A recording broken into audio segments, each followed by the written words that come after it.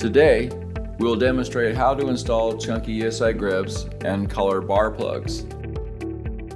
Items you will need: 70% isopropyl alcohol or any evaporative liquid like window cleaner, a rubber mallet, scissors, and towel. Use scissors to trim your bar plug into a triangle shape with 3 cuts.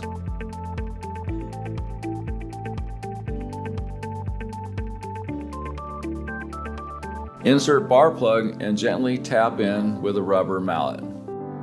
Plug the grip with your index finger. Pour a generous amount of liquid into grip. Pour some of the liquid from the grip onto the bar. Keep your index finger in the grip and place open end over your bar. Stand on the opposite side of your bike. Use towel to pull the grip onto the bar. Adjust grip while wet to set in your preferred position.